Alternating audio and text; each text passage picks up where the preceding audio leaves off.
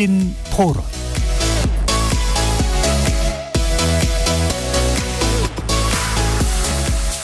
여러분 안녕하십니까? KBS 열린 토론 한상권입니다. 세금 문제가 우리나라 코리아 디스카운트의 문제가 본질이 아니고 우리나라의 기업들의 PBR이나 PER이 상대 국가들보다 낮은 이유는 결국은 대주주가 아닌 소액주주들을 위한 정치가 없는 거죠. 투자 메리트가 떨어지는 거죠. 증여세를 높게 부과하는 게 더 맞는 것 같고 상속세 같은 경우에는 조금 낮아도 괜찮을 것 같다라는 생각은 해요. 저는. 금투세 폐지는 찬성하고 있습니다. 과도한 세금을 물리는 부분도 있고 저희가 외국의 기준처럼 증시를 따라가는 부분도 아니고 부당하게 과세를 하는 부분이라고 생각을 해서 경영자의 이해관계에 있어서는 주가를 띄울 필요가 없어요. 주식의 가치를 높이면 자기의 지분만큼만 늘어나고 나머지는 소액주주들에게 돌아간단 말이에요. 그런 일들이 비일비재하게 벌어지기 때문에 한국증시가 저평가를 받을 수밖에 없는 거예요. 배임 명령을 어떻게 막을 거냐를 고민을 해야지 상속 거기서 나오는 세금 문제 그거는 본질적인 문제가 아닌 거예요.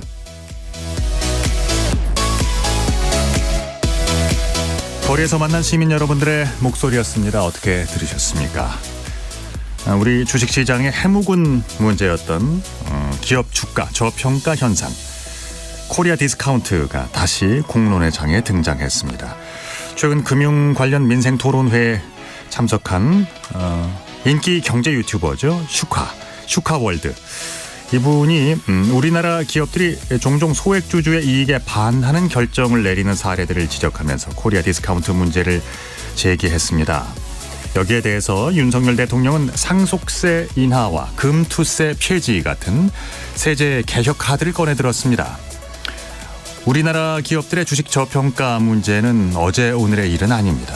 과연 이 코리아 디스카운트 어디로부터 연유가 됐는지, 어디서 시작이 되고 또 문제의 본질은 무엇인지, 그리고 정부에서 내놓은 세제 개편을 통해서 과연 이 문제를 해소할 수 있을지 세 분의 전문가와 함께 논의해보는 시간 갖도록 하겠습니다.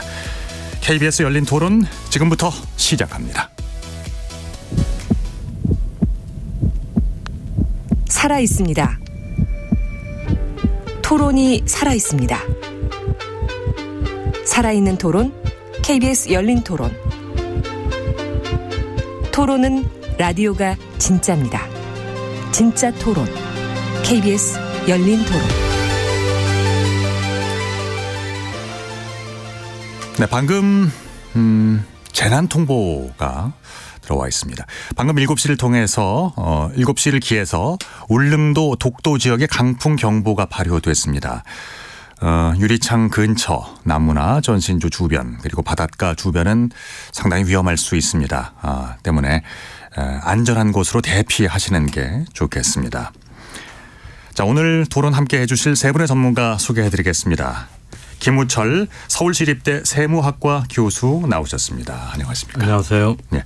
우석진 명지대 경제학과 교수 모셨습니다. 네, 안녕하세요. 네, 반갑습니다. 이인철 참 좋은 경제연구소장 자리해 주셨습니다. 네, 안녕하세요. 안녕하세요. KBS 열린 토론 문자로 참여하실 분들은 샵 9730으로 의견 남기실 수 있습니다.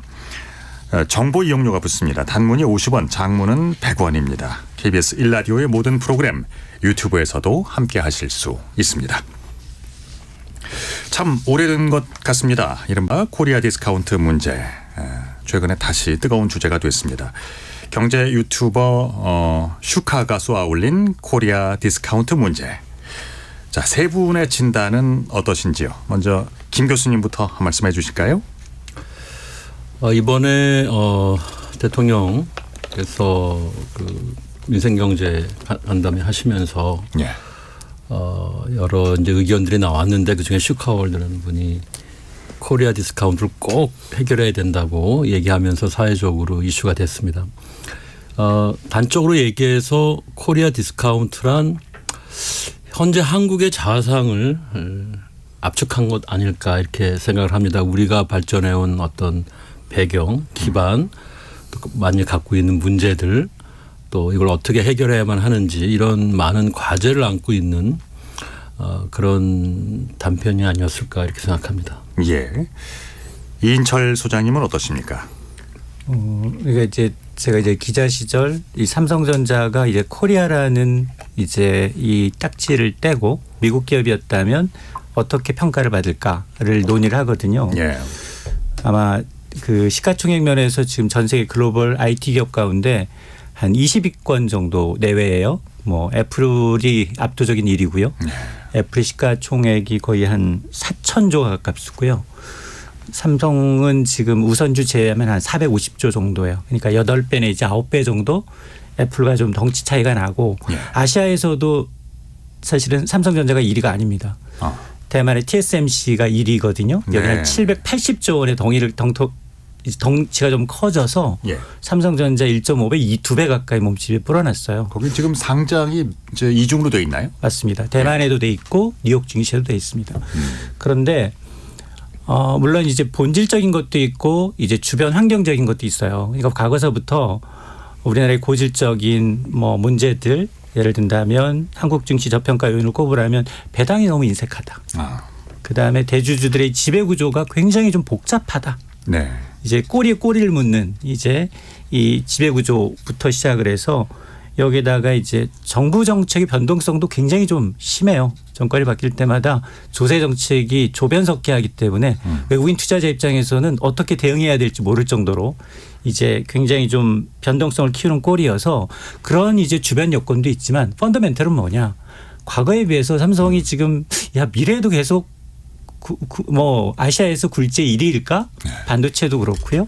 그리고 미래 성장 동력이 뚜렷이 보이지 않아요. 그러니까 이런 펀더멘털이라는 것 자체는 기업이 갖고 있는 본질적인 성장성에 대한 의문이 분명히 거기 가장 큰 자리를 차지하고 있고 그 외에 대외적인 뭐 구조적인 거, 이제 지역적인 거, 세금적인 거 이런 것들은 이 대외 요인 격가지다라는 겁니다. 이제 이른바 뭐 삼성전자만 해도 그렇죠. 코스피를 이루는 대장 기업 중에 하나인데 지금 점차 그 성장 동력이 말라가는 것은 아니냐 뭐 이런 이제 의식하는 시선들은 있습니다.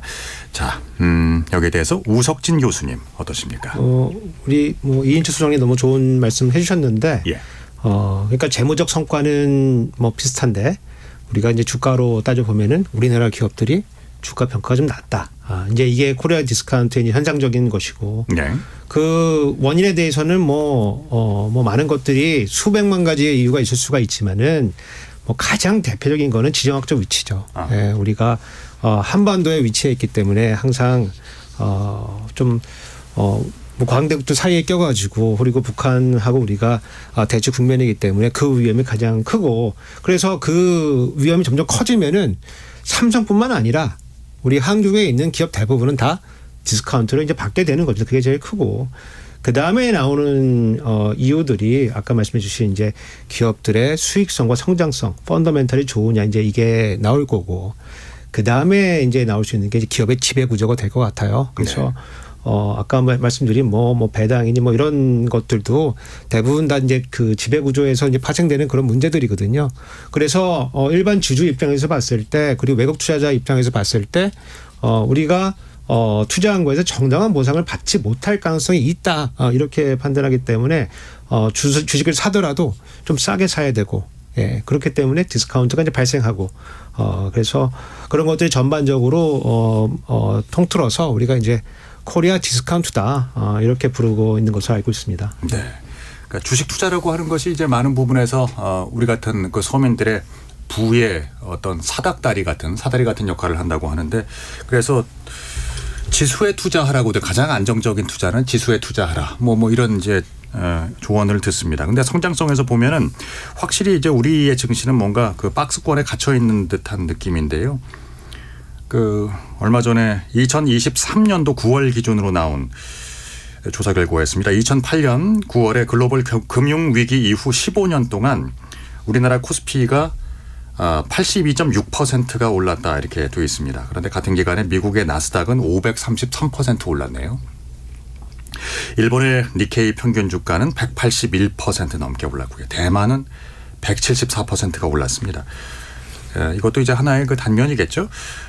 이 소장님, 코리아 디스카운트라는 게 언제부터 그리고 또 어떤 양상으로 이렇게 나타나고 있고 왜 지금까지 계속되고 있다고 생각하십니까? 그러니까 우리나라의 자본시장 역사가 그렇게 길지 않아요. 미국에 비해서. 예. 우리는 1956년도에 이제 자본시장 증권거래소가 이제 첫 이제 개장을 했기 때문에 뭐 100년, 200년 역사의 이제 다른 이제 선진국과 비교할 바는 아니지만 근데 이제 그 시절을 돌이켜 보면 전후 우리가 폐허된 상태였기 때문에 이제 뭐 새마을 운동이라는 잘 살아보자라는 운동이 대부분 노동 집약적 운동 굉장히 뭐 건설업부터 시작을 해서 네. 우리나라에 이제 굉장히 한강의 기적을 이뤘던 산업들을 보게 되면 중후장대한 것들이었어요. 제조업 위주의.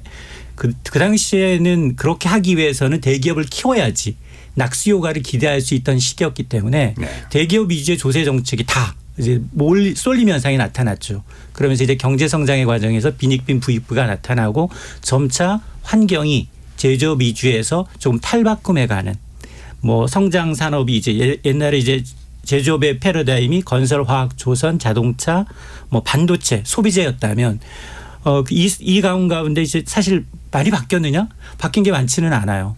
도태된 건 많지만 그러나 살아남았다라고 하면 반도체, 바이오, 뭐 게임이라든가 조금 배터리 정도, 이제 조선 정도, 조선도 이제 중국에 자꾸 이제 이 저가에는 밀리고 있는 상황인데. 네. 그럼에도 불구하고 아직도 반도체의 의존도가 거의 20에서 25% 오르내리고 있습니다. 삼성의 전자의 의존도가 삼성전자 우선주를 포함하게 되면 거의 시가총액에서는 거의 4분의 1 정도를 차지하고 있고 수출이 20% 이상을 반도체가 이익을 담당하고 있기 때문에 아마 이 기업 측면에서는 재빠르게 미래 성장 동력을 빨리 찾아서 뭐 몸집을 불리든가 그 산업의 리더가 돼야 되는데 그동안 우리는 계속 추격자형이었잖아요. 일본이 잘하는 걸 모방하면서 따라가는 입장이었었는데 그 이후에 보여주는 게 별로 없어요. 삼성이 미래 먹거리가 뭔가를 바로 즉시 대답할 수 있는 사람이 많지가 않거든요. 그런데도 불구하고 조세 정책은 지금 계속 대기업 위주로 좀 쏠려 있잖아요. 법인세를 낮춰준다든가 뭐 물론 뭐 정권이 바뀔 때마다 조금의 이제 차이는 있지만 그런 것들이 이제 남아 있다 보니까 과거처럼 이렇게 이제 한국 경제가 굉장히 고속 성장하던 시대가 급속하게 지금 퇴색하고 있어요. 아마 인구 구조학적 측면에서 역항아리 모양을 하고 있는 것도 문제고 노동 생산성이 떨어지고 인구의 질적 변화가 이루어지고 있고 여기에다 미래의 먹거리는 보이지 않고 이런 상황이다 보니까 전반적으로 한국 증시가 과거만큼 앞서 말씀하셨던 것처럼 야 나스닥은 4-5배 올랐는데 한국 증시는 박스피 2021년만 제외하고 동학개미 운동이 있었던 그 한 해만 제외하고 거의 1900에서 3000 사이에서 거의 뭐 오르락 내리락 하고 있는 거예요. 네. 20년 30년 동안. 네. 그런 현상이 계속 이어지다 보니까 고착화되어 있는 거예요. 한국 증시는 투자에도 일부 물론 뭐 이제 테마를 형성해서 뭐 바이오라든가 2차 전지라든가 주식 시장에는 여러 가지 이제 테마가 있긴 하지만 그러나 큰 흐름에서 보면 결코 한국 증시 투자에서 먹을 게 없다. 투자에서 메리트가 별로 없다라는 게 아마 고스란히 이제 뭐 코리아 디스카운트한 역할로 그리고 이제 뭐 북한의 지정학적 리스크는 여전히 지금도 존재하는 거기 때문에 우리는 체감을 못하고 외국인들조차도 사실은 미사일 쏘인다고 해서 그날 투자 자금을 빼느냐 과거의 학습 경험상 이게 단기전에 끝날 걸 알기 때문에 바로 투자 자금을 빼지는 않아요. 예. 대신에 상대적으로 이제 미국이라든가 플랫폼으로 전환하면서 미래의 성장 동력을 찾고 리드하는 기업들의 경우에는 계속해서 이제 고평가되는 그런 형상이 이어지고 있는 겁니다. 예. 우석진 교수님. 아무래도 우리 증시가 정체하고 있는 거는 우리 산업 구조 그리고 기업 구조 생태계 때문에 그런 이유가 크죠. 예. 일례로 사실은 이제 뭐 이 시장이 좀 활성화되려고 하면은 혁신 기업들이 많이 나와서 또 재계 순위도 많이 바뀌고 또 새로운 기술도 나오고 새로운 아이디어도 나와서 그것을 보상받고 이런 체계로 가야 되는데 우리가 2010년도 초반에 그런 문제를 사실은 많이 제기했었는데 약간 동물원 같다. 우리 기업 생태계가 동물원을 같이 이런 동물들 같다 이런 표현을 많이 쓰면서 도전도 많이 촉진해야 되고 뭐 그런 세계로 가는 이런 논의를 많이 했었는데 지금 다 그것도 사라졌습니다. 거의 다 포기했고 대통령께서도 같이 다니시는 분들이 다 재벌 2, 3세들하고 같이 다니시거든요. 그러면은 결국 저것밖에는 안 되는 모양이다. 라고 하는 이런 우리 이 혁신 생태계가 거의 뭐 주저앉는 거 아닌가. 이런 것들이 겹쳐지면서 아무래도 우리 그 기업의 혁신 동력들이 좀 사라져가고 있는 거 아닌가. 저는 그렇게 보고 있습니다. 예. 네, 근본적인 이제 기업의 가치나 뭐 이런 문제, 체질의 문제도 있다는 말씀이시군요. 예. 근데 이런 문제가 근본적으로 해결되지 않고 장기적으로 이어진다면 우리 자본시장 그 경제 전반에는 어떤 영향이 있을까요? 예, 교수님 말씀해 주시죠. 네, 기업의 가치가 원래 갖고 있던 그 액면 본질적인 공정한 가치가 따로 있는데도 불구하고 훨씬 저평가돼 있다면 뭐 대단히 억울한 일이죠. 대단히 억울한 일입니다. 분명히 세계 1류 기업인데 주가는 2류, 3류다 그렇다면 이거는 이제 둘 중에 하나입니다. 잘못 팔았거나 맞습니다. 지금 두 분이 그 원인을 조금 얘기하셨는데 제가 부가하자면 왜 삼성이 TSMC나 애플 같은 기업이 못 되느냐를 얘기할 필요는 없어요. 네네. 전 세계 인류 기업은 뭐 매우 극소수입니다. 그러나 삼성이 비슷한 레벨의 기술 수준이나 혁신 수준을 갖고 있는 기업에 비해서 왜 주가가 현저히 오랫동안 낮은 수준을 유지하느냐는 첫 번째는 우리나라 시장에 상장돼 있다는 문제가 하나 있어요. 유동성이 작아요, 우리나라 시장은. 네네. 미국이 돈을 많이 푸니까 미국 주가가 엄청 올라가지 않습니까? 미국이 세계 자본이 집중된 곳이니까 미국 상장을 하고 거기서 상대적인 수준이 높으면은 그만큼 투자를 많이 받으니까 주가가 올라가죠. 근데 한국은 고만고만한 기업들이 모인 변방의 작은 자본시장입니다. 유동성이 작다는 점, 지정학적 리스크가 상당하다는 점 최근에 많이 느꼈습니다만, 그리고 이제 삼성 스스로가 기업 가치를 알고 설득하는데 특히 이제 외국의 투자자들에게 상당히 이제 뒤떨어진다는 거고요. 실제로 우리나라 기업은 주가만 낮은 게 아니라 대부분의 기업들은 형편없는 국제 신용도를 갖고 있습니다. S&P나 무디스 같은 곳으로부터 회사에 대한 신용평가는 상당히 낮은 수준입니다. 그래서 현대 같은 기업들이 거의 뭐 B급으로 돼 있기 때문에 그렇게 높은 투자 등급이 아니에요. 이런 것들은 우리가 그만큼 세일즈를 못하고 있다. 우리가 그만큼 국제화되지 못한 부분이 있지 않느냐. 네트워크도 그렇고. 뭐 그런 얘기는 이제 또 두 분 많이 하셨으니까 일단 기업이 제대로 가치를 평가받지 못하면 1류 삼성이 핸드폰을 파는 것과 2류, 3류 삼성이 나가서 핸드폰을 파는데 전혀 다른 값을 받게 됩니다. 사실은. 애플이 아이폰이 왜 비쌉니까? 그 기계에 고급 부품만 들어가서 비싼 건 아니잖아요. 그게 애플의 상품이기 때문에 다른 핸드폰보다 훨씬 더 많은 이익을 남기면서 높은 가격으로 파는데 첫째 우리나라 기업들이 해외 경쟁력 또 상당한 이익을 창출하는 데 애로가 있고요. 주식시장은 직접 자본을 조달하는 시장입니다. 기업이. 간접적으로 은행에서 돈을 조달하는 게 아니고요. 직접 본인이 기업이 시장에서 자본을 조달하는 거예요. 근데 여기서 우리 기업이 주가가 낮다면 자본을 조달하는 데 있어서 상당히 그 기반이 협소해지는 것이고 당연히 그 투자와 미래 성장을 제한하는 상당히 그 부정적인 요소가 될 겁니다. 마지막으로 기업의 가치는 우리나라의 국부입니다. 이 개인의 것은 아니에요.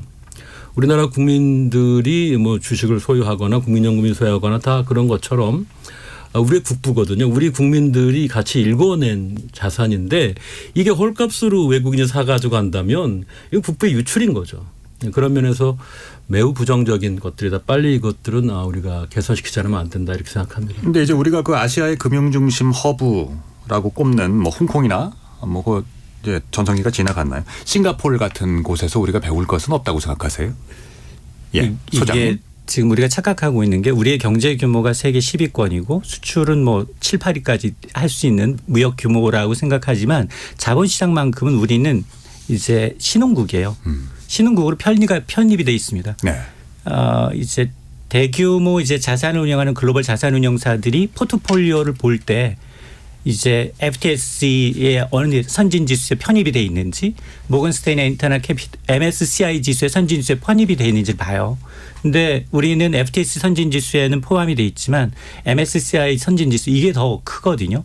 근데 여기엔 우리는 아직은 신흥국으로 중국과 경쟁하고 있어요. 싱가포르, 홍콩, 싱가포르는 다 선진국으로 편입이 돼서 우리랑 비교 대상이 달라요. 그러다 보니 이 지금 투자 외국인 입장에서 삼성전자가 아무리 매력적이다 하더라도 이제 신흥국에 배분된 양 자체가 사이즈가 작아요. 사이즈가 작은 가운데서 이제 한국 기업이 거기 들어가 있기 때문에 사이즈가 작은 데 들어가 있기 때문에 이제 당연히 이제 이 포트폴리오 비중이 낮아질 수밖에 없는 거고 우리가 그래서 아마 현 정부 그리고 과거에서도 계속해서 이제 대통령이든 누구든 이렇게 굉장히 지수를 선진하기 위해서 코스피 뭐 5천 시대를 열겠다. 뭐 코스닥 1000 시대를 열겠다. 그리고 이제 MSCI 선진지수 편입하겠다. 목표는 좋은데 도달한 적이 한 번도 없어요. 그러기 위해선 거기에 눈높이에 맞게끔 우리가 제도 개선을 해야 돼요. 근데 전 세계에서 우버가 불법인 나라, 에어비앤비가 불법인 나라, 선진국 가운데 없습니다. 그런 조성된 한국에서 한국에 투자를 한다? 저는 굉장히 꺼릴 수밖에 없는 환경이 이미 만들어져 있고 여기에다가 지금 뭐 좀 이따 다시 얘기하겠지만 세제도 글로벌 스탠다드하고는 전혀 역행하고 있는 것들이 굉장히 많아요. 알겠습니다. 이제 이 문제를 코리아 디스카운트 문제를 이제 논의장에 올린 그 분명히 전석재 씨죠. 슈카월드라는 분. 그러니까 우리나라 기업들이 의사결정을 할 때 주주들의 의사에 반하거나 이익에 반하거나 하는 결정을 아무렇지도 않게 한다라는 것은 이제 취지의 발언을 했는데요. 뭐 주식 투자해본 분들은 아마 기억하실 거예요. 과거에 그 LG화학의 그 물적 분할 같은 경우 그 원성이 자자했었죠. 우리가 지금 기억나는 떠올릴 수 있는 그 예가 좀 있을까요? LG화학도 마찬가지고요. 그다음에 뭐 카카오도 비슷하고요.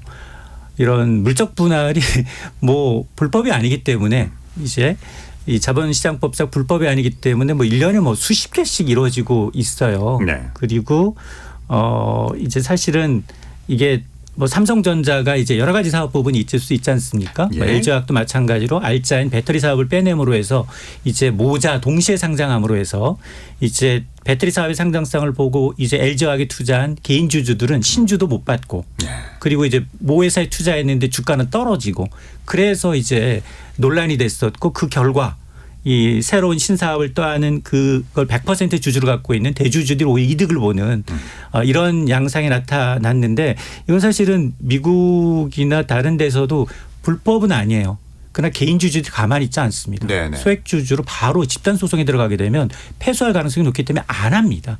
네. 우리나라만 하고 있는 거예요. 그것도 마찬가지 카카오도 카카오뱅크, 카카오페이, 카카오게임즈 다 밑에 있던 사람들 카카오 밑에 있던 자회사들 하나 둘씩 떼어서 상장한 거예요. 예. 그래서 문화발식으로 뭐 150여 개 자회사가 만들어지는 굉장히 기형적인 모습이 나타나고 있는 거기 때문에 이게 아마 정말로 이제 이 한국 증시의 이제 굉장히 전반적인 수준을 낮게 질적으로 좀 저하시키는 떨어뜨리는 요인입니다. 소액 주주들을 무서워하지 않는 이유는 그러니까 대주주를 이제 위주로 한 의사결정 체계가 이렇게 돌아갈 수 있는 이유는 어디 있을까요, 우 교수님? 아무래도 우리나라의 그 뭐 기업의 지배 구조의 특성이 있겠죠. 그래서 예를 들어서 아까 수장님도 뭐 다른 예 많이 들어 주셨지만은 가장 대표적인 예 중에 하나가 이제 삼성 승계 과정에서 사실 나온 삼성물산하고 제일모직 합병 중간에 나온 이제 그런 문제인데 네. 뭐 그 이재용 회장에게 승계를 가기 위해서 제일모직의 주가는 조금 올리고 삼성물산의 주가는 조금 내리기 위해서 예컨대 뭐 레미안 같은 이제 아파트 잘 짓고 있다가 수주 안 하기 시작하고 그 다음에 제일모직 같은 경우에는 삼성바이오로직스 같은 약간 그런 기업들의 공시를 잘못해가지고 지금 수사받고 지금 재판받고 있지 않습니까? 네. 그렇게 되면은 사실은 거기에 속한 이제 소액 주주들이 특히 삼성물산에 속한 가지고 있던 주주들이 여러 가지 이제 그 판단을 들어서 반대했음에도 불구하고 그게 진행이 되는 거거든요, 그냥. 그래서 그러한 이제 지배 구조를 통한 이런 부당한 지배력을 통해서 소액 그 주주들의 이익을 무시하는 결정들을 하게 된다. 그래서 아무래도 이런 기업의 지배 구조 이런 문제들을 손을 봐야 된다. 이렇게 그렇지 않으면은 소액 주주들이 이렇게 뭐 소송을 통해서 우리가 뭐 보상받을 수 있을지 모르겠지만 시간도 오래 걸리고 네. 또 뭐 반드시 그 보상을 받는다는 그런 그 보장도 없기 때문에 우리 아직도 지배구조와 관련된 문제는 조금 더 해결할 바가 있다 이제 이렇게 보고 있습니다. 예. 그러니까 우리가 흔히 이제 그 오너라고 알고 있는 그 재벌 총수가 비교적 작은 지분으로 그룹 전체를 지배하는 것들 이런 것들의 부작용인가요? 지금 코리아 디스카운트의 이제 기업 내부적인 문제로 들어가면 공통적으로 지적을 하시는 것 같아요. 저는 연관성을 뭐 굳이 부인하고 싶지는 않아요. 하지만 오직 오너 경영 때문에 이렇게 됐다고 하면은 과연 우리가 문제를 해결할 수 있을까요? 그리고 이렇게 정말일까 한 번쯤은 우리 한번 마음을 좀 열고 한번 생각해 보자 이거예요. 예. 물적 분할 오너가 꼭 시켜서 한 거예요? 오너가 물적 분할하라고 한결같이 시킨 거 아닙니다. 물적 분할이 대표적으로 주주의 이익을 이제 어떻게 보면 훼손하는 그런 선택이었는데 이게 오너 경영 때문에 하는 게 아니라 제 생각은 우리나라 기업의 어떤 시스템 문화가 기업을 경영하는 그 경영 행태가 상당히 그 후진적이라는 겁니다. 네. 그러니까 시장 친화적이지도 못하고 상당히 이제 뒤떨어져 있는데 그 이유는 미국에서 만약 이러한 일이 벌어졌다면 집단 소송 갈 필요도 없어요. 그날로 미국 주가는 그 기업의 주가는 거의 한 자리 숫자로 떨어집니다. 네네. 100에서 거의 한 자리 숫자로. 아, 그렇죠. 한계가 없죠, 우리는. 예. 미국은 주식시장에서 모든 회초리를 잡았습니다. 하루아침에 조금만 실적이 부진하거나 예상과 달리 나오면 거짓말했다는 그런 또 의심을 받거나 하면은 순식간에 수직으로 주가는 떨어뜨리고 그 기업은 거의 뭐 CEO가 존속할 수가 없습니다. 예. 그래서 제 말씀은 이런 기업 경영인들이 또는 오너가 이런 결정을 내리고도 아무렇지도 않을 수 있는 우리의 기반이 더 문제라는 거죠. 네. 그중에 하나가 오너 경영도 영향을 줄 거예요. 하지만 오너 경영이 없어졌다고 해서 순식간에 우리나라 기업이 그 여러 가지 생각하는 기업 내부적인 문제에서 오는 디스카운트가 사라질 거냐. 저는 그건 너무 단순한 해석이다. 이렇게 좀 보고 있고요. 우리가 예를 들어서 기업 실적 수준이 되면 우리 CEO들이 훌륭하지 않습니까? 그런데 제대로 얘기를 안 해요. 이번 삼성의 적자가 반도체 부분은 얼마고 휴대폰 부분은 얼마고 알아야 되는데 네. 애널리스트도 모른다고 합니다. 근데 이게 말이 안 되는 거예요. 우리의 그런 그 기업을 둘러싸고 있는 산업 환경이 생태계라고 할 수 있겠죠. 상당히 투명하지 않다는 것이고 뭐 그런 면에서 이제 뭐 민주적이지 않을 수 있어요. 예. 왜냐하면 주주가 소유자인데 그 정보를 공유해주지 않는 그거는 안 되죠. 게다가 주주의 이익에 반하는 결정을 내리고도 주주가 상당히 강한 비판과 불만을 갖고 있음에도 불구하고 미국과 같은 통로가 미국과 같은 채널들이 별로 없어서 기업들이 어떻게 보면은 그런 행위를 하고도 지나갈 수 있는 그런 어떻게 보면 후진적인 우리 기업 기업 그 문화가 경영 문화가 좀 더 근본적인 원인 아니겠느냐. 이것은 단지 오너 경영에만 탓을 돌릴 건 아니고 오랜 시간 동안 우리가 짧은 시간 안에 기업들이 성장해 오면서 미처 그야말로 이렇게 좀 뒤처진 부분이라 할 수 있죠. 그런데 그런 것들이 가장 저는 문제라고 생각합니다. 규칙과 제도와 제재와 심판 그런 문제네요. 상호 견제 시스템이 없는 거죠. 시장 내에. 그 대통령이 직접 나섰습니다. 이번에 그 민생토론회에서 자본시장의 규제 완화, 세제 개편 뭐 이런 문제를 가지고 이제 문제 해결에 접근하고 있는 것 같습니다. 자, 세금 제도부터 먼저 볼까요? 국내 기업들의 가치, 세금 제도를 혁신함으로써 가치를 올릴 수 있을까요? 그건 우 교수님. 저는 뭐 상당히 이제 엉뚱한 발상이라고 좀 생각이 되는데, 그 주가에 미치는 뭐 수백만 가지 이유가 있고 그 중에 이제 하나 주가도 영향을 주겠죠. 왜냐하면 이제 세후 수익률에 영향을 주기 때문에 궁극적으로는 영향을 줄 겁니다. 그게 궁극적으로는. 근데 그 아까 말씀드렸듯이 우리나라 그 코리아 디스카운트에 가장 큰 영향을 주는 거는 지정학적 위치예요. 그래서 평화를 우리가 관리를 잘 못하면은 백약이 무효한 겁니다. 그래서 그거를 먼저 관리해 주는 게 첫 번째고, 두 번째는 이제 우리나라가 양도소득세가 과세가 되고 있는 나라입니다. 우리나라가. 네. 과세가 안 되는 게 아니고 과세가 되고 있고, 세법상 대주주, 그다음에 뭐 비상장 주식, 그다음에 해외 주식, 장외 거래 이런 거 다 지금 다 과세가 되고 있는 거예요. 네. 그리고 과세가 안 되는 거는 이제 세법상 대주주가 아닌 사람들에 대해서 지금 우리가 과세를 사실 포기하고 있는 건데 이게 예컨대 뭐 지금 금투세가 금융투자소득세가 이제 내년에 이제 들어올 예정인데 이거를 지금 폐지한다는 거 아니겠습니까? 예. 그 대상이 사실은 될 사람이 그렇게 많지가 않습니다. 왜냐하면은 기본공제를 5천만 원을 주고 거기다가 금융소득 원천 간에 손익을 통산을 해주고 거기다가 5년 이율공제 해주기 때문에 실질적으로 이것 때문에 영향받는 사람들은 그렇게 많지가 않을 거예요. 그렇기 때문에 뭐 요런 이제 세제를 개편한다고 해가지고 주가가 뭐 만약에 도입되면 약간 유동치겠죠. 근데 시간 지나면 대부분 다 회복될 거로 좀 보거든요. 그래서 대통령이 좀 너무 과도하게 지금 과장해서 말씀하시는 거 아닌가 알겠습니다. 싶습니다. 예. 다른 의견 있으십니까? 금투세 폐지 같은 게 이제 또 기업 가치 영향 이런 문의가 되고 있습니다. 아까 제가 말씀드린 것처럼 우리 자본시장의 이제 덩어리가 작다고 외형이 너무 작아요. 볼륨을 키워야 되는데 그러려면은 국내 저축이 이제 가능한 한 부동산이나 이제 다른 분야로 가기보다는 주식 시장으로 와주기를 바라는 마음이 있죠. 그러려면은 끌어당기는 유인이 있어야 되는데 주택은 일가구 1택이 상당한 이익이 나더라도 비과세로 갑니다. 아주 높은 네네. 고가 주택이 아니면 그러니까 상당한 세제 인센티브가 있는 거죠. 그러니까 부동산으로 다 가 있는 겁니다. 우리 70%가 금융자산 비중이 가장 낮은 나라예요.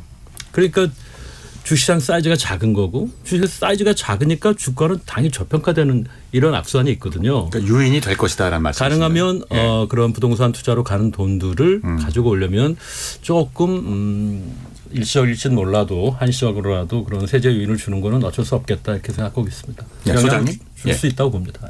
근데 이제 주식 관련한 세금을 말씀을 드리면 크게 보면 이제 우리나라가 이제 글로벌 스탠다드하고는 좀 역행하고 있다고 저는 봅니다. 왜냐하면 우리는 지금 거래세도 받고 있고 그리고 주식 양도세도 걷겠다라는 입장이죠. 있고요. 네. 실제로.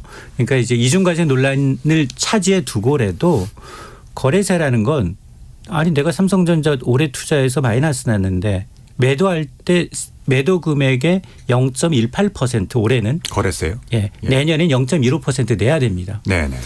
근데 아니 손해 봤는데 왜 나한테 거래세를 받지? 이건 통행세 개념이에요. 예. 그러니까 미국이나 이 선진국들은 거래세를 받지 않습니다. 양도 차익에 대해서 소득이 있는 곳에 세금을 낸다는 조세주의 원칙이 명확하게 설립이 돼서 1966년대부터 미국은 아예 이제 양도소득세가 없습니다. 양도소득세가 없어요. 그러니까 거래세가 증권 예, 거래세가 거래세. 없고 양도 차익에 대해서 과세를 하고 있습니다. 네. 그리고 양도 차익에 대해서도 연도별로 1년 이내 거둔 차익이냐 1년 이상 장기 투자에서 거둔 차익이냐에 따라서 세율을 달리하고 있어요. 근데 우리나라의 경우에는 지금 내년까지 낮아져서 사실은 이 증권거래세도 기존이 0.25%였습니다. 여기 농특세가 들어가 있어서 그래서 내년까지 0.15%로 낮추겠다라고 했는데 더 내려가는 게 아니라 0.15%가 하한선 가이드라인입니다. 근데 이것도 상대적으로 거래세를 받고 있는 이제 다른 국가들과 비교해도 높아요. 중국만 하더라도 증권거래세는 0.5% 정도. 그러니까 중화권도 우리보다 더 낮게 받고 있어요. 그러니까 통행세는 대부분 우리는 단기 투자 굉장히 단타 매매를 하고 있는 개인들이 거의 대부분 내요. 근데 이 세수가 만만치가 않아요. 거래량에 따라서 적게는 매년 6조 원에서 10조 원이 넘을 때도 있습니다. 네, 그러면 네. 이런 이제 주식 양도세도 잠시 후에 좀 자세히 얘기를 나눠볼 텐데요. 그 상속세율 얘기도 좀 해보겠습니다. 상속세율 인하에 대해서 역시 그 찬반 뜨거운데요. 우리나라의 상속세율이 OECD 안에서 좀 높은 수준, 뭐 프랑스 수준이라고 하는데 어떻습니까? 이로 인해서 나타날 수 있는 문제는 뭐가 있을까요? 이번에 상속세와 또 코리아 디스카운트가 같이 연계가 돼서 문제가 또 됐는데요. 우리나라 상속세는 매우 높습니다. 세계 1위라고 해도 되는데 일본이 55%고 우리나라가 50%입니다. 네. 프랑스는 우리보다 좀 낮아요. 근데 우리는 이제 대기업 오너 패밀리인 경우에는 이제 할증과세라고 그래서 50% 20%를 더 내니까 60% 세율이 되기 때문에 이제 가장 높다 이렇게 말씀을 드리는 거고요. 그러니까 뭐 국민들이 이제 다 아시지만 100원을 평생 일궈냈으면 이제 60원을 국가에 세금으로 내는 거죠. 그래서 상당히 이제 보통 인류가 어떻게 받아들이기 힘든 현실에서 50%라고 그러더라고요. 50%를 넘는 세율은 수용 가능성이 매우 낮다. 이렇게 이제 저항이 강하다 이렇게 되어 있는데 상속세율이 현재 그러한 수준에 있는 건 맞습니다. 자, 상속세제가 주는 기업의 경영과 관련해서 문제는 뭐 일단은 안정적인 기업 승계를 경영권의 승계를 어렵게 하는 건 분명히 맞습니다. 그래서 거의 모든 기업들이 중소기업, 중견, 대기업 다 특히 이제 고령화가 돼가는 국민에 들어서면 한숨이 나올 수밖에 없는 거죠. 이제 네. 기업이 절단이 나는 상황에서 어떻게 하면 이 지분을 확보해서 계속 경영권을 유지할까? 왜 과도한 이제 시간과 노력을 쏟는 거예요. 그러니까 뭐 아시지만 여러 그래서 편법적인 일도 있었고 거기에 따른 또 사회적인 무리가 있지 않았습니까? 그래서 이런 것들은 아까 말씀드린 오히려 코리아 디스카운트의 원인이 되고 있어요. 기업들이 이런 상속세 부담을 어떻게든 간에 줄여보려고 다소 무리한 이제 그래서 우리나라 제일 큰 기업의 선대나 또 지금이나 예, 알겠습니다. 유사한 문제로 다 외국에 상당히 예, 어떻게 예. 보면은 안 좋은 있었는데 이런 것들이 좀 문제가 되고 있다 이렇게 볼 수 있습니다. 자, 그러면 이제 기본적으로 이제 교수님께서는 상속세 완화 이것 자체도 코리아 디스카운트를 해소할 수 있는 하나의 방식이 될 수 있다. 네, 말씀이시군요. 이게 또 주는 아니고요. 우리 예, 우 교수님 예. 말씀대로 여러 가지 중에 하나죠. 이게 메인은 아닙니다. 예. 그러면 특히 이제 대주주 중심의 지배 구조 개선 문제에 있어서 그러니까 소액주주의 의사 결정권이 보호받을 수 있는 것들, 그러니까 상속세를 낮추는 게 이제 기업 지배 구조 개선엔 어떨 것 같습니까, 이 소장님? 상속세를 낮췄다고 해서 기업의 지배 구조가 뭐 더 이제 뭐 좋아진다. 물론 뭐 상대적으로 이제 경영권을 방어하거나 아니면 이제 적대적 이제 M&A에 대해서는 이제 상당히 좀 이 대주주 입장에서는 이제 견제할 수 있을 만한 수준인데, 네. 근데 사실 이게 타이밍이 별로 좋지 않다. 왜냐하면 전부 1년에 최근 나왔던 것들이 전부 뭐 공매도를 폐지한다든가 주식 양도세 기준을 완화한다든가 아니면 금융투자 소득세를 폐지한다든가 여기다가 이제 뭐 이 상속세까지 꺼내야 되니까 뭐 부자 감세 대부분 혜택 받는 사람들이 부자고 대기업 오너가 일가이다 보니까 이게 이 타이밍도 좋지 않고, 그러나 교수님 말씀하셨던 것처럼 이제 우리나라 기업이 현재 상속세 체계에서는 3번 기업을 상속하면 기업이 소멸하거나 아니면 국유화되거나 네. 아니면 경영권이 사모펀드로 넘어가는 사례가 직접 나타나고 있습니다. 그래서 삼성도 뭐 26조 원 상속받아서 12조 원 내려고 하면 12조 원이라는 건 굵직굵직한 세계 IT 기업들을 3-4개를 인수할 수 있는 자금이거든요. 그걸 5년 분납하기가 어려워서 지금 삼성 계열사 주식을 처분하고 있거든요. 네. 특히나 여기만 문제가 있는 게 아니라 넥스는 더 심각합니다. 여기는 현금이었기 때문에 주식을 이제 물납했는데 4조 7천억 원, 역대 두 번째로 많은 우리나라에서 두 번째로 많은 상속세를 받았기 때문에 국고로 왔기 때문에 지금 국고로 4조 7천억 원인데 이거 매각이 안 되고 있어요. 그러니까 지금 국고가 손실이 나고 있다는 겁니다. 현금화하는 거는 정부의 과제인데 예. 2번 이제 입찰시켰는데 유찰이 됐어요.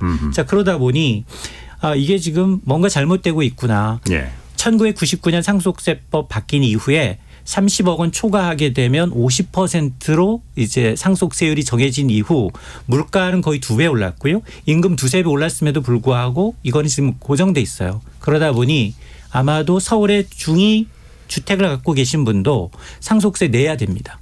알겠습니다. 그리고 또 정부가 소액주주를 보호하기 위한 구체적인 보호막 조성에 나선다는 이야기를 지금 하고 있습니다. 전자주주총회 그리고 이사진의 손해배상 책임 강화를 명시한 상법 개정안 어떻게 평가들 하십니까, 우 교수님? 뭐 아주 큰 변화는 아니고, 예, 뭐 소액주주 입장에서 보면은 뭐 전자주총을 하게 되면은 아무래도 접근성이 좀 향상이 되니까 우리 목소리를 조금 더 알릴 수 있는 그런 창이 뭐 되고, 예컨대 뭐 그동안은 귀찮아서 못 갔는데 내 의사 표시할 수 있다. 뭐 그 정도 의미라고 생각이 되고요.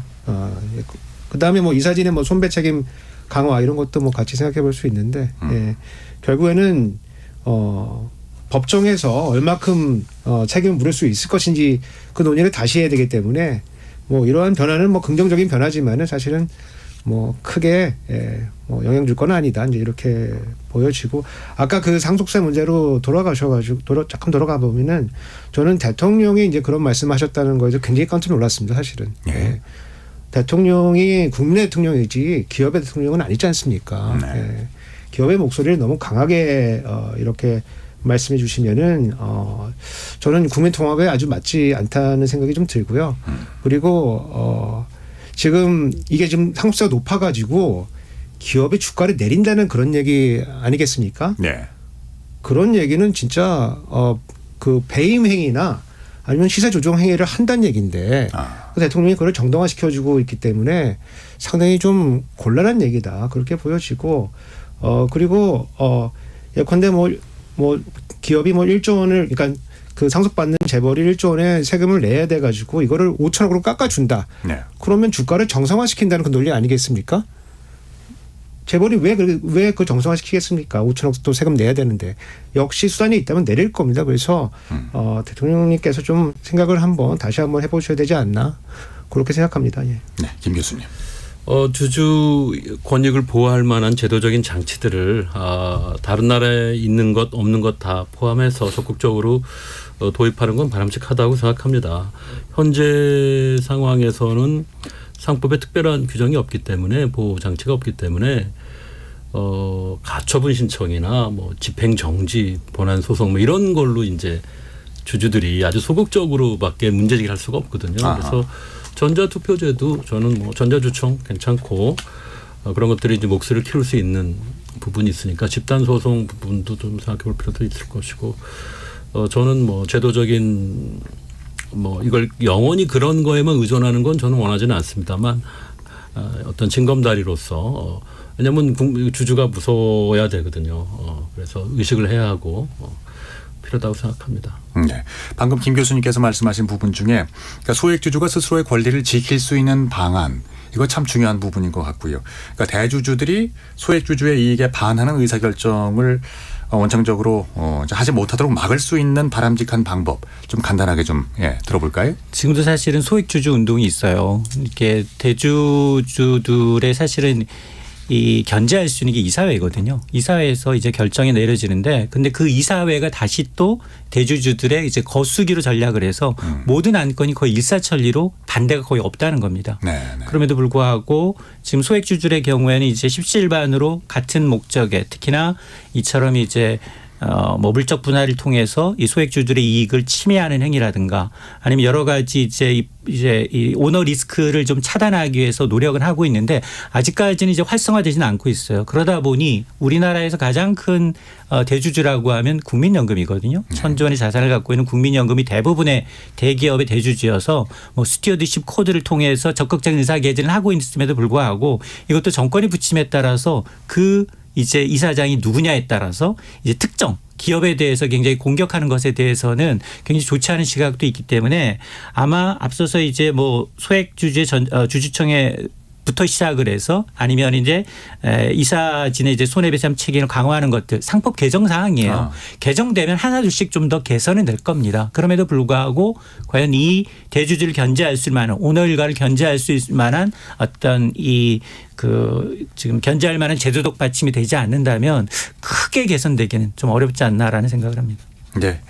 열린 토론 일부에서는 1월 중순 민생토론회 이후 다시 뜨거운 논의의 대상이 되고 있는 한국 증시의 오랜 고질병 코리아 디스카운트에 대해서 이야기를 나누고 있습니다. 지금 시각은 8시 4분 지나고 있습니다. 토론이 진행되는 동안 보내주신 청취자 여러분들의 의견 들어보겠습니다. 정의진 문자캐스터 전해 주시죠.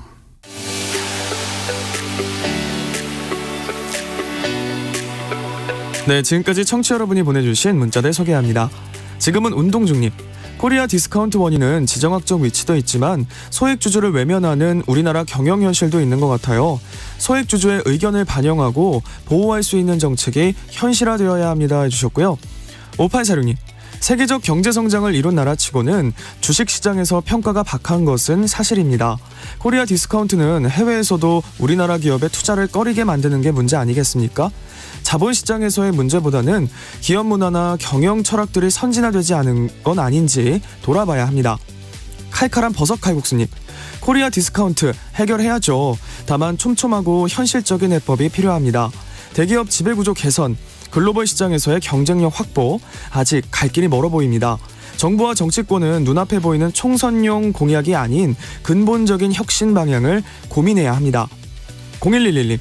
일본의 경우 저평가 기업은 원인을 파악해서 반성문 쓰고 그 후에도 계속 저평가로 남아있으면 2026년부터 상장 폐지시키겠다고 경고했죠. 우리나라 상장사 1000곳이 넘는 기업이 주당 순자산 가치가 저평가되는 코리아 디스카운트가 계속되고 있습니다. 정부는 조속히 기업 가치평가 프로그램을 도입해 운영하길 바랍니다. 3540님. 상속세가 세계적인 수준이라면 기업 경영자 입장에서 부담이 큰 건 사실이겠죠. 기업 경영에 위기가 된다면 손을 봐야겠지만 코리아 디스카운트 해소에 얼마나 도움이 될지는 지켜봐야 할 것 같아요. 9780님.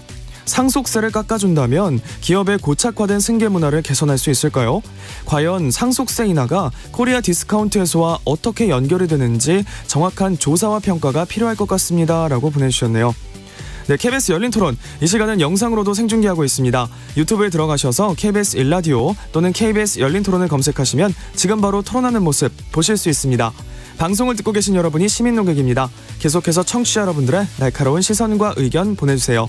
지금까지 문자캐스터 정희진이었습니다. 상대 얘기 중에서 맞는 얘기가 있잖아요. 그러면 거기까지 동감이 이루어졌으니까 그럼 또 요 다음 가시죠. 무슨 정반합 이렇게 가야 되거든요. 이기고 지는 걸 떠나서 좋은 결론을 도출해내셨으면 좋겠어요. 선 넘지 않는 그런 토론. 별로 의미는 없을 것 같아도 그래도 그런 자리가 자꾸 있어야 뭐가 변화가 있을 것 같아요. 그렇게 하다가 보면 뭐라도 하나 얻어 걸리는 게 있겠죠. 시민논객 여러분을 기다립니다. 평일 저녁 7시 20분 KBS 열린 토론. KBS 열린 토론, 오늘은 코리아 디스카운트 현상, 그 원인과 해법에 대해서 살펴봅니다. 우석진 명지대 경제학과 교수, 이인철 참 좋은 경제연구소장, 김우철 서울시립대 세무학과 교수 세 분 모시고 이야기 나눕니다. 자, 코리아 디스카운트 해소를 위해서 정부에서 내놓은 다른 방안이 있습니다. 금투세, 금융투자소득세의 폐지인데요. 원래 계획대로라면은 내년 1월 25년 1월부터 시행될 예정이라고 하는데요. 어떤 내용들을 담고 있습니까, 소장님? 금융투자소득세라는 건 금융상품이 여러 가지가 있어요. 우리가 주식도 있고 채권도 있고 펀드도 있고 해외 주식 투자하시는 분들 요즘 많아졌고 금에 대한 관심도 많죠. 이런 여러 가지가 있는데 이런 금융상품에 투자해서 이제 이득을 봤을 때 내는 세금입니다. 손해를 보면 이제 관련 없습니다. 내지 않아도 되는데 다만 이제 주식의 경우에는 이제 5천만 원 이상 수익이 냈을 경우 3억 원 이하라면 20%의 세율을, 그리고 나머지 금융상품에 대해서는 250만 원 초간 금액에 대해서 20에서 25% 세율을 매기게 되는데 이게 말씀하셨던 것처럼 이제 2020년 법안이 통과됐어요.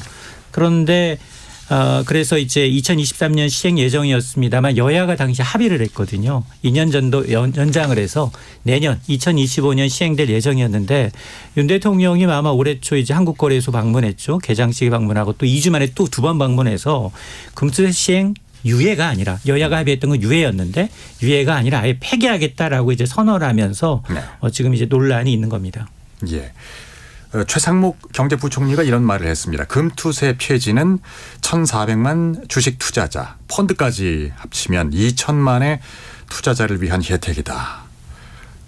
이런 금투세 폐지로 증시 투자 수요를 어느 정도 확대할 수 있을까요? 김 교수님. 네, 아까 말씀드린 대로 특히 자산가 계층의 경우 주식 투자 아무래도 위험하거든요. 그래서 그렇게 많이 하지 않습니다. 근데 이제 세제 유인이 이번에 상당할 수 있기 때문에 그거는 일정 정도 자본 유입의 유인으로 작용할 것이다. 이렇게 보고 있고요. 일반 소액 투자가들은 큰 해당 사항이 없고요. 이미 금투세에서도 사실 5천만 원 이상 수익을 1년에 내는 건 쉽지 않고 지금 법에서도 소액 주주는 세금을 내고 있지는 않습니다. 그래서 자산가 계층을 상대로 해외로 나가거나 부동산 유예하기보다는 이제 주식으로 당기는 힘이 상대적으로 더 많이 작용할 것이다. 일정 부분 도움이 된다 이렇게 보고 있습니다. 네, 다른 의견들 있으십니까? 원래 과세가 되면은 경제활동 위축시키니까 그거를 없앤다 그러면은 경제활동은 조금 더 되겠죠. 그래서 증시 활성화에 도움은 되겠지만은 그게 또 얼마나 많은 도움이 될지는 또 따져봐야 되는 문제인데 지금 금투세 이전에 지금 세제도 굉장히 기형적이거든요. 예컨대 10,000원에 사가지고 50억이 되면은 세금을 내지 않는데 50억에 사가지고 50억 10,000원이 되면 또 세금을 내요. 다시 한번 말씀해 주시겠어요? 10,000원짜리 주식을 사서 50억이 되잖아요. 예. 그럼 세금이 없어요. 예. 근데 50억에 사가지고 50억 10,000원이 되면은 네. 그건 그 10,000원에 대해서 세금을 내야 돼요. 50억을 초과하는 부분에 대해서 내기 때문에 그러니까 사실은 좀 엉터리고 그다음에 우리가 펀드에 투자하면은 배당 소득을 내는데 또 주식을 개별 주식을 사고 팔면 또 소액에 대해서는 또 세금을 안 내요. 그래서 굉장히 많은 모순이 있기 때문에 이거를 해결하는 게 필요하고 지금 그대로 폐지하게 되면은 지금 이 모순 그대로 안고 가게 되는 거예요. 그리고 우리가 이제 아까 그 소장님께서 거래세 말씀해 주셨지만은 거래세는 지금 내려가는 추세거든요. 네. 매년 세수가 1.5조에서 2조씩 지금 줄어들고 있는데 요거에 대한 조치를 지금 하지 않는다는 것 같아요. 그러면은 금투세에서 새로 들어올 뭐 세수 한 2조 원 그거 없어지고 거래세에서 원래 들어와야 될 세금 그것도 없어지고 그러면 3, 4조의 세수가 매년 생각보다 더 많이 결손이 생기는 겁니다. 그러면 대통령 입장에서 이 결손을 어떻게 메울 것인지에 대한 책임감 있는 대안이 나와야지. 그거 없이 나는 선거가 앞에 있으니까 지난 작년에 공매도 폐지 한번 해보니까 선거가 굉장히 좋은 것 같아. 이거 이어서 나는 금융 관련된 세금 폐지할 거야. 이건 너무 선거를 바라본 그런 어떻게 보면은 조금 책임감이 좀 결여되는 그런 정책 아니었나 그렇게 보고 있습니다. 예. 그런 지적 할 수 있다고 봅니다. 그렇지만 네. 제가 조금 이견을 좀 제시하고 싶은데 지금 금투세가 저는 기존 세제를 조금 더 개선한 거라고 분명히 믿고 있습니다. 그런데 이게 왜 이렇게 됐느냐 금투세가 여러 번의 유예 끝에 이제 폐지의 길로 지금 가고 있는데 누가 이렇게 만들었느냐 윤 대통령일까요? 아닐 겁니다. 윤 대통령 전에는 그럼 왜 그 잘 만든 세제를 유예를 했을까요? 그리고 또 대선 전에는 양당이 다 거의 합의를 해서 국민이 원하기 때문입니다. 저는 더 좋은 세제지만 국민이 원하지 않으면 그 세제는 생명력이 없다는 걸 이번에 절실히 느꼈습니다. 그래서 물론 합리적인 과세 방식은 얼마든지 이제 국민 생각과 다를 수 있는데 세제의 어떻든 그 설계의 근간은 국민이 원하는 바를 반영하는 건데 물론 이게 너무 비합리적이지면 안 되죠. 알겠습니다.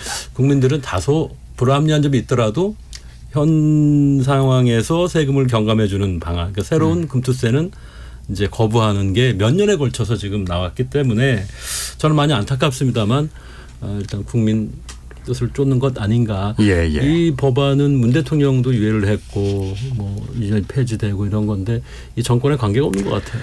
윤 대통령이 이제 글로벌 스탠다드도 거론을 했습니다. 그러니까 다른 나라와 이제 비교를 할 필요도 있을 것 같은데요.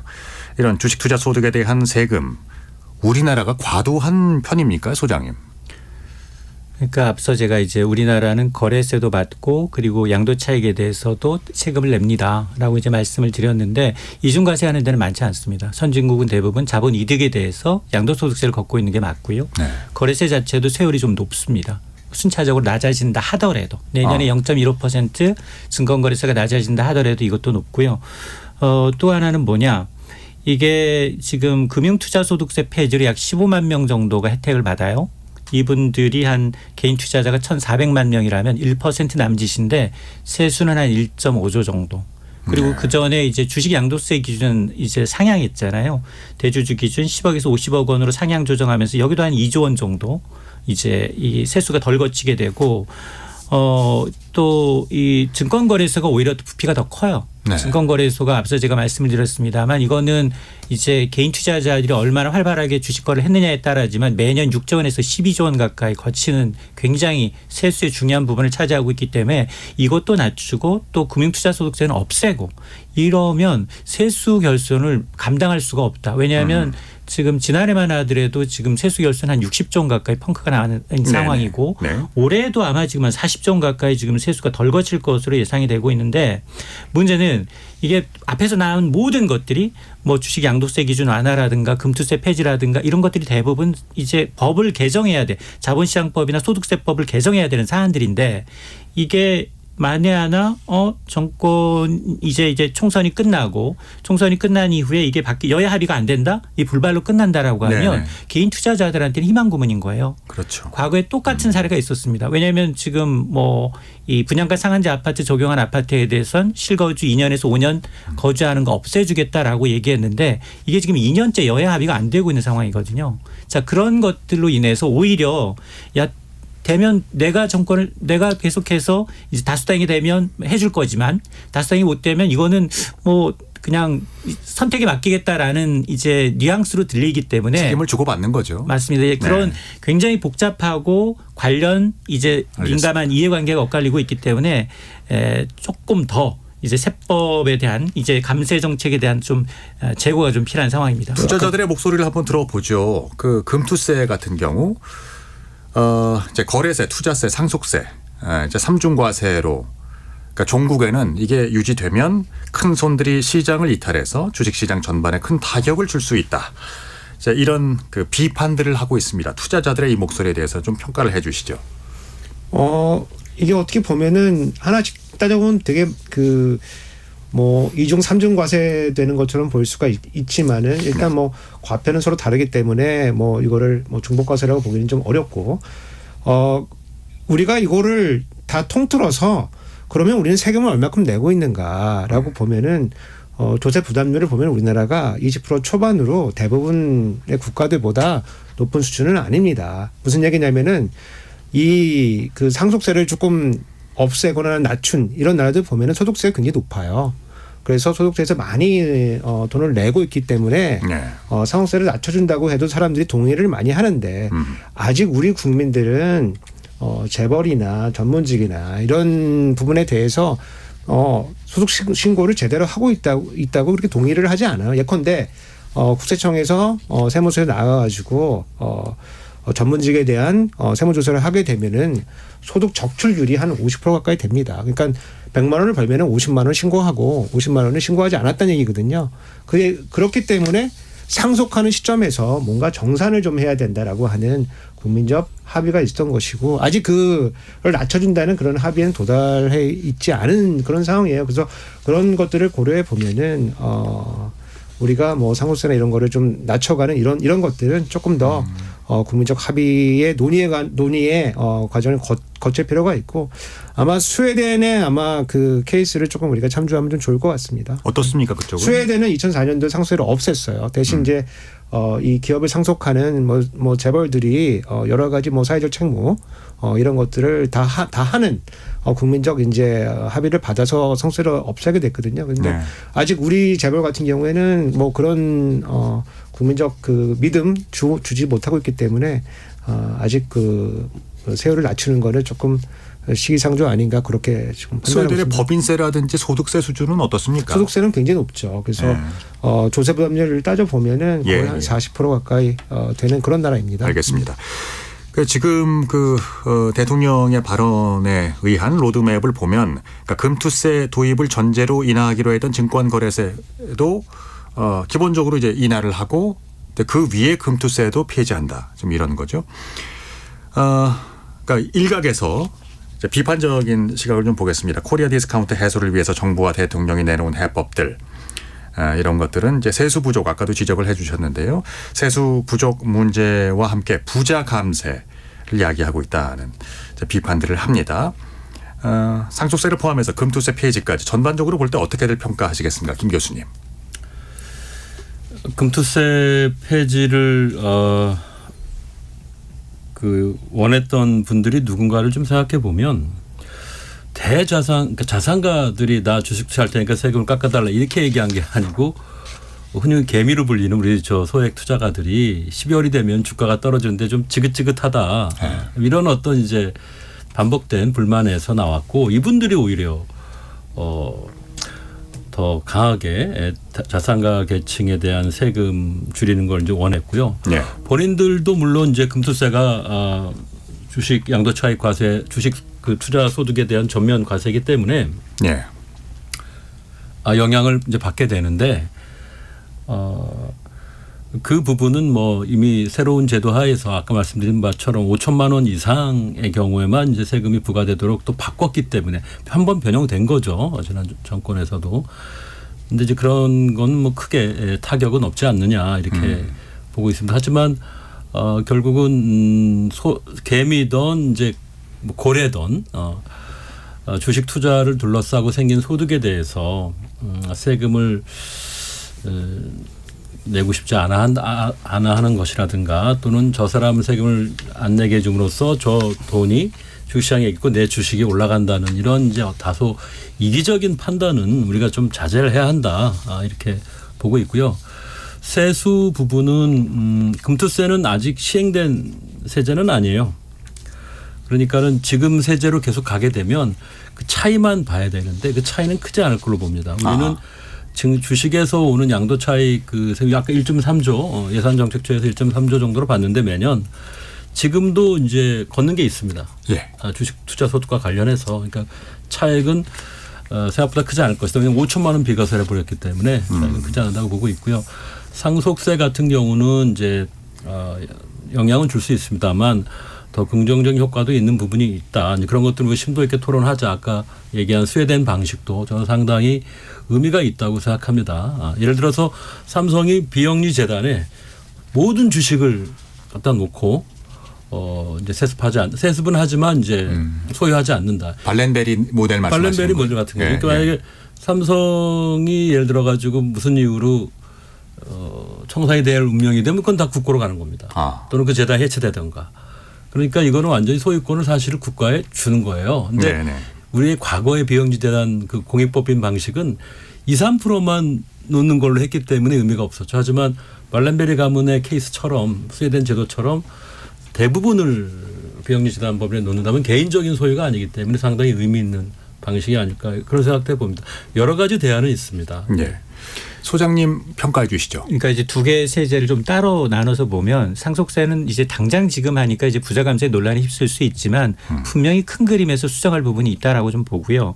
사실은 민주당도 당론은 부정적이지만 그러나 내부 기재위원들 민주당의 김병욱 의원은 뭐를 주장하고 있느냐. 이 상속세는 징벌적 과세 맞다. 그러면서 어떻게 개편하는 게 낫느냐. 상속세를 유산 취득세로 유산 받은 사람의 개별 이제 인별로 가자. 이 전환적으로 좀 전환하는 걸 긍정적으로 검토하자라는 거고 그리고 중소기업부터라도 상속하는 단계가 아니라 상속에서 최종 엑시트하는 자본 이득에 대해서 정말로 가업을 접어서 그 지분을 팔고 나와서 사업을 종료할 때 자본 이득세로 전환하자라는 얘기예요. 실제로 OECD 38개 국가 가운데 15개 국가가 상속세 없이 자본 이득세로 최종 탈출할 때 최종 엑시트할 때 세금을 매기고 있습니다. 처분할 때 말씀이죠. 맞습니다. 자, 이런데 이제 일부 상속세 의원들도 여야의 기재위원들은 공감을 하고 있어요. 다만 당론이 지금 이제 엇갈리고 있는 거고요. 또 하나 이 금투세의 경우에는 두 가지예요. 일단은 지금 하고 있는 글로벌 스탠다드는 정말 역행하고 있다. 거래세는 없애는 게 맞고 양도소득세는 걷는 게 맞다. 금융투자소득세는 걷는 게 맞는데 다만 금투세를 도입한다 하더라도 2월 공제 기간이 더 확대될 필요가 있다. 지금은 5년이에요. 그런데 지금 미국이나 영국, 독일은 투자 손실이 나면 무기한입니다. 손실, 올해 5천만 원 손실 났어? 그게 전부 플러스 될 때까지 다 이제 이득이 나도 다 보전을 해준다는 얘기거든요. 또 하나가 뭐냐. 우리나라는 주식 보유기간에 대한 절세 혜택이 없습니다. 네.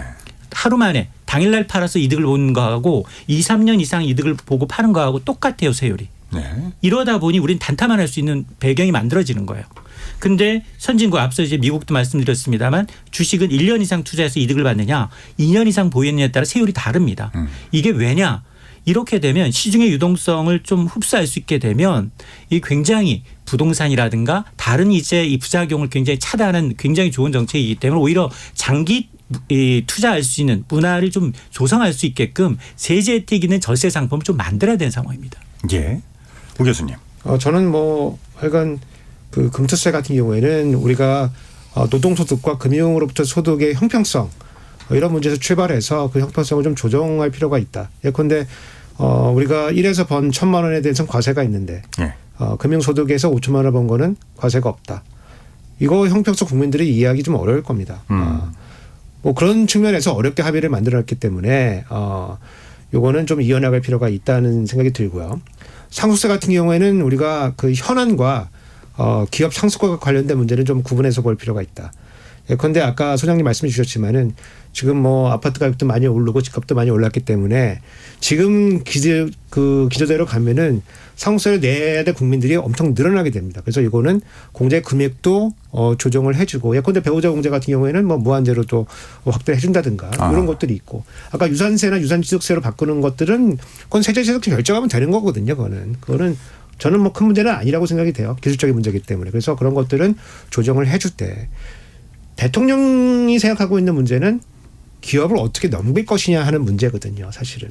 그거는 아직 국민들 합의에 이르지 않고 예컨대 지금 최근에 문제가 되고 있는 게 하나 같은 경우에 RSU를 발행을 했는데 이번에 금융감독원 공시가 자세하게 하도록 개정해서 보니까 그중에 절반을 자제한테 김동관 부회장한테 그걸 넘겨서 지금 그 지들이 나오고 있거든요. 그럼 그건 돈을 들이지 않고서 지배권을 확대시킬 수 있는 이러한 것들이 나오고 있기 때문에 우리가 지금 제도를 믿지 못하고 있는 거거든요. 그래서 조금 더 논의에 붙여가지고 국민적 합의에 이럴 필요가 있겠다. 노동소득과 투자소득의 과세에 대한 형평성 문제도 분명히 중요한 주제가 되겠죠.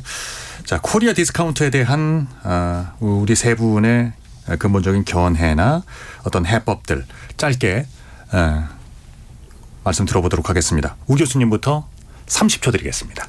저는 뭐 해법은 가지고 있지 않는데 작년하고 올해 대통령이 이제 그 재벌들 2세 3세하고 외우 다니고 떡볶이 먹고 이렇게 다닌 청구서가 지금 날라오고 있는 거 아니냐 그렇게 보고 있습니다. 알겠습니다. 김 교수님. 기업의 경영 문화를 또 경영을 둘러싼 그 환경을 바꾸는 게 더 중요하지 않느냐. 기업들의 경영 활동이나 상황이 투명하게 이제 공개가 되면 좋겠고 그런 것들을 또 우리가 객관적으로 평가해서 피드백을 주고 그게 또 주가나 다른 채널을 통해서 전달이 된다면 윈윈하는 기업과 주주가 같이 윈윈하는 그런 체제로 갈 수 있지 않을까 이렇게 생각합니다. 알겠습니다. 이 소장님. 그러니까 이제 한국 시장을 재평가한다는 건 궁극적으로 주주의 이익이 늘어나면 자연스럽게 해소가 됩니다. 그래서 이 사실은 이런 포퓰리즘성 단기적으로 막 이제 뭐 굉장히 하루 다르게 나타나는 것보다 건전한 자본시장 조성을 위해서 좀 불공정 거래를 차단하는 것, 은행에서 뭐 ELS를 판다든가 이런 걸 좀 차단하고 소액 투자자들이 장기 투자할 수 있도록 유도하는 문화가 좀 필요하다고 봅니다. 알겠습니다. 오늘 KBS 열린 토론 함께해 주신 세 분 이인철 소장님, 김우철 교수님, 우석진 교수님 세 분께 감사드립니다. 8시 10분을 기해서요. 전남 무안군에 대설 경보가 발효됐습니다. 외출을 가급적 피하시고요. 옥상, 지붕에